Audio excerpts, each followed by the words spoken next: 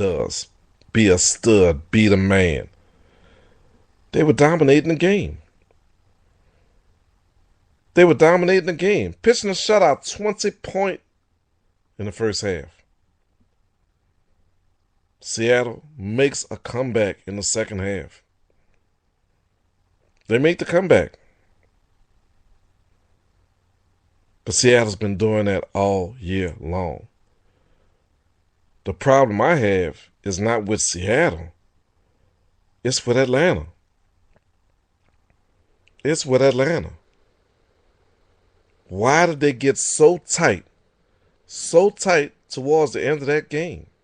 Why did they allow Russell Wilson to just look like the greatest invention of a quarterback in that second half?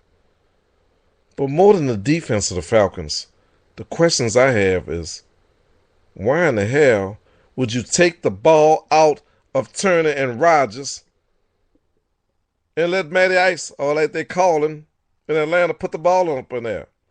Boom, interception. You killed any momentum that you had going, and then you allow self-doubt to creep in. You allow self-doubt to creep in. That's not going to work.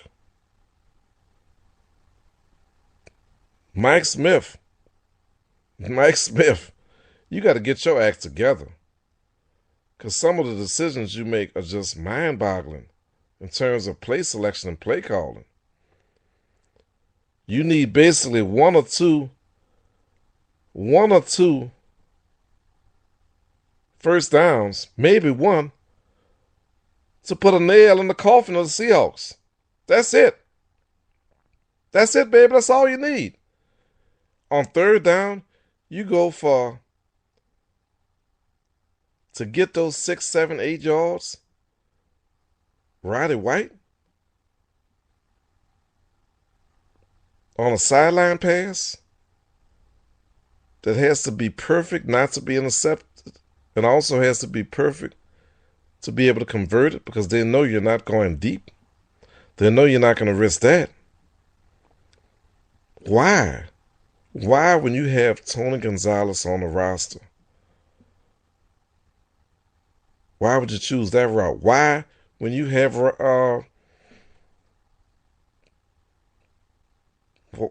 Julio Jones? Why?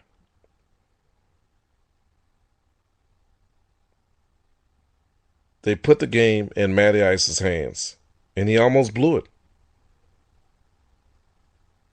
Matt Ryan almost blew it. And let me just say this. When you review analysis of a team, and I say this for my Saints fans or Atlanta or anybody, criticizing your team does not make you not a fan. I'm sick to death, be it New Orleans, be it Houston, be it Dallas, be it Atlanta, whoever, that when fans say something critical of their team or critique their team, somebody always comes back in social media and says, I'm ride or die to the end. I'm a Texan for life. I'm a Falcon for life. I'm a Who Dat for life. What the hell does that have to do with anything? I say you're more of a fan for life because you want more of your team. You're not just sitting back accepting anything. You're not going to just sit back and accept mediocrity. You're not going to just sit back and accept more and more of the same. And let me tell you something. Falcons, hopefully this is the hump you have to get over, because guess what? You had a history of crumbling in the playoffs. Regular season wonders, postseason blunders. You blew a 20-point lead. First half and the second half and the fourth quarter. You blew it. It worked out for you this time. But how many chances are you going to get? Hopefully, this is a team of destiny, if you're an Atlanta Falcon fan. That you're a team of destiny. That everything came together, everything's coming together for you to win it all.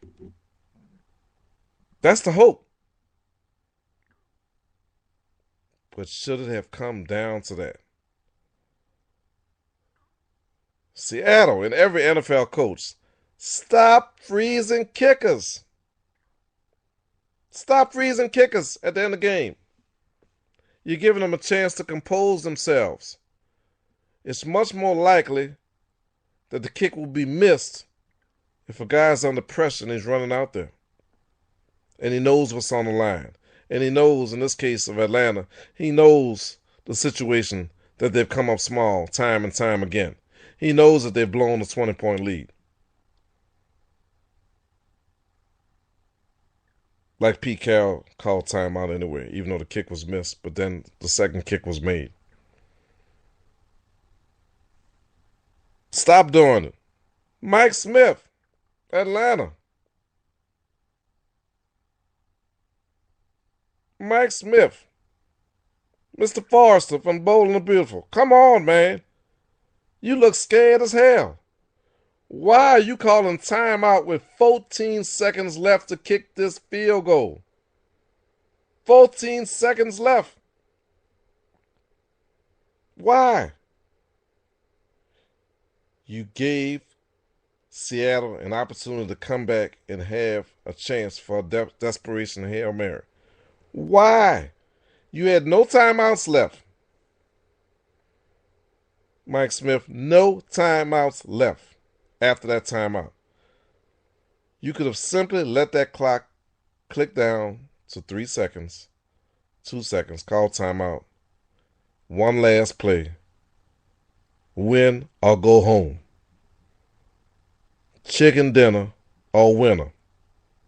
Big boy pants or diaper. This fool was running up on the sideline like a chicken with his head chopped off. Time out, coach. Time out, ref. That shows that you don't have the coolness, the level-headedness.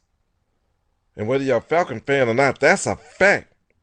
Because there's no excuse. You can't say, well, we did this because at the end of the game, in case there's a mistake, since it's first down, in case there's a mistake with the kick, we can come back. No. You had no more timeouts left. So if there was any kind of penalty, if there was any bumbling of the snap or whatever the case, time was going to run out on this game. All you did was allow Seattle a chance to come back yet again and beat you. And then your kicker, your special teams coach, to show you how tight the Falcons were, the guy kicks basically an onside kick when he's supposed to squib it down the middle to end the game, which basically gives Seattle a damn good chance, if they had a little bit longer of a completion, to try a field goal or a Hail Mary. Inexcusable. Does not take away, because as I tweeted, it ain't horseshoes, baby. It ain't horseshoes. It's the NFL. It's football. Close don't count. And Atlanta got it done. They got it done. Congratulations to them. They got it done. So I give them that. What I'm saying, and what I strive for every team, be a fan or not, you got to get better. You can't make those mistakes. Roddy White, you got to step your ass up. Tony Gonzalez comes to play every game as if it's his last. That's the way you got to play Roddy White. Julio Jones did it. Michael Turner, turned the clock back, did it. Rookie, the young player, Jaquez Rogers, did it. Matty Ice, Roddy White, and that damn head coach, Mike Smith. You better get your shit together, boy. Get it together. Get it together. Because you're not going to beat San Francisco at home or not without that. I'm rooting for them. When people get mad with me in New Orleans, doesn't make me less of a who dat or fan. But I've lived in Atlanta. My friends and family in Atlanta. And I tend to be a guy that wants to root for my division. So boot up or shut up, Atlanta. Get it together, Mike Smith. Get it together. Get it together. Or get another coach on that team. But it's too late for that. Because it's put your big boy pants on, baby. Put your big boy pants on. All right, this has been a fantastic edition of the Sports Parade Magazine Daily Podcast. Man, oh man, as time went by, I had so much fun. Once again, America's fastest growing podcast, and we want to thank all of our sponsors, including one of our newest, Avery's Po' Bars in New Orleans. Baby, get it. Get it, baby, when you go to New Orleans for Mardi Gras, when you go to New Orleans for Essence, when you go there for the Super Bowl. Avery's Po' Bars. Check them out online. Avery's on Tulane.com. Avery's on Tulane.com. 2510 Tulane Avenue. Baby, get the catfish, the shrimp, the oysters Rockefeller, the gumbo, the fried potato salad. But you better tell them your boy Mark Clark in the Sports Parade Magazine podcast session. And remember, give us a call. Leave us a show ideas and topics. 713-553-6370. Email me, markclark@sportsparademagazine.com. Follow me on Twitter, @MarksWord or @SportsParadeMag. And remember, any phone, even a landline, simply dial 619-550-0516 at the prompt number 4. Listen to me. And remember, I give it to you straight with no chaser, baby. We'll be back at you tomorrow. I got a bunch of money, so come and get it from me. And a bucket full of bottles, bust it open if you want it. This club so packed, these girls so drunk. This club so packed, these girls so drunk. This club so packed, these girls so drunk. I got my money, and it's the